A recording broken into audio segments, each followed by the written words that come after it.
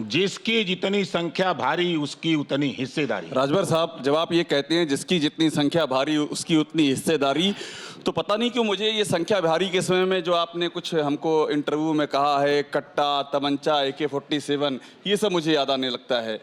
तो ये जो बाहुबलियों वाला आपका रुझान है, थोड़ा आगे बढ़ रहे हैं, ये आपके अंदर कैसे ये भाव पैदा हुआ कि बाहुबली बहुत ज़रूरी हैं? दलितों, पिछड़ों, शोषितों, वंचितों और इनके बीच में बाहुबली, ये कौन सा ऐसा रहस्यमय कॉम्बिनेशन है जो आप बना लेते हैं? नहीं, देखिए, कभी कभी जरूरत पड़ती है। अच्छा, वो समय आ गया है क्या? नहीं, वो समय नहीं है। ये अच्छा, कौन अभी सा नहीं वक्त आया होता है। जैसे हाँ। जब चुनाव आता है तो लोग सलाम ठोकने नेता लोग पहुंच जाते हैं। उसी कड़ी में ब्रिजेश सिंह से मुलाकात हो जाती है, उसी कड़ी में मुख्तार अंसारी से भेंट हो जाती है। और डरा रहे हैं क्या आप यहाँ हमको? अरे, हम आपको थोड़ा डरवा रहे हैं। मुख्तार अंसारी, ब्रजेश सिंह, अभी इंटरव्यू शुरू नहीं हुआ, आपने नाम लेने शुरू कर दिए भारी भरकम बाहुबलियों के। मैं और अभी बात हो रही थी निर्बलों की, शोषितों की, वंचितों की। एक बात मुझे बताइए राजभर साहब, आप बड़ा खुल के बात करते हैं, क्या ये जो निर्बल और शोषित वाली कड़ी है, इसमें क्या ब्रजेश सिंह, मुख्तार अंसारी का नाम भी आता? हो सकता है हमको पता ना हो।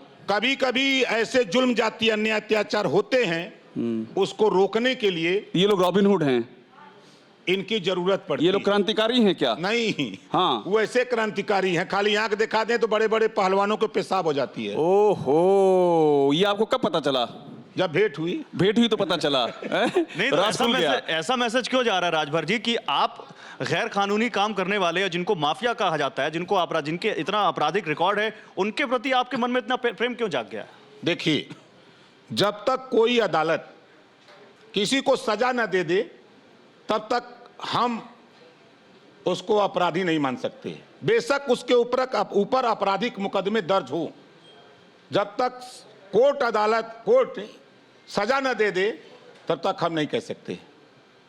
थाने में रजिस्टर नंबर 8 है, उसमें किसके ऊपर कितना क्राइम लिखा है, लेकिन हमारे यहाँ वोटर लिस्ट है, उसमें नाम है, उस वोटर लिस्ट में किसका किसका नाम है वो हम देखते हैं। तो वोटर लिस्ट में तो बहुत सारे, राजभर साहब, बहुत सारे बांग्लादेश से जो आए उनका नाम भी चढ़ा हुआ है। नहीं, हमारे यूपी में नहीं है। नहीं, कैसे नहीं है? नहीं है। बाकायदा योगी जी ने जांच करवाई थी उसकी। क्या जांच करवाएंगे योगी जी? झूठ बोलते हैं। भारतीय जनता पार्टी के लिए जितने नेता उसमें हैं, इनको ट्रेनिंग दी जाती है नागपुर में झूठ बोलने की। ये कब पता चला? छोड़ते समय? अरे, जब हम गए उनके घर में तब पता। कितना देर रहे आप उनके घर में? 18 महीना। तो 18 महीना लग गया समझने में बात? भाई, जब नई बहू घर में आती है तो समझने में तो टाइम लगेगा ना। आप नई बहू थे वहां पर? हैं? नया गए थे ना। अच्छा, और यहाँ समझ गए जहाँ अभी आए हैं? अरे, यहाँ तो हम बिल्ली गरम दूध पीते समय जल जाती है तो माठा भी फूंक के पीती है। अच्छा, यहाँ फूंक के पी रहे हैं, इसका मतलब? अब आपको भी नहीं बताया हमने। हाँ। 3 साल पहले मैंने कहा था कि भारतीय जनता पार्टी को 2022 में सत्ता से बेदखल करूंगा। 3 साल पहले। आज टाइम आ गया। 10 तारीख को बाजा बजेगा। 10 मार्च को 10 बजे चल सन्यासी मंदिर में।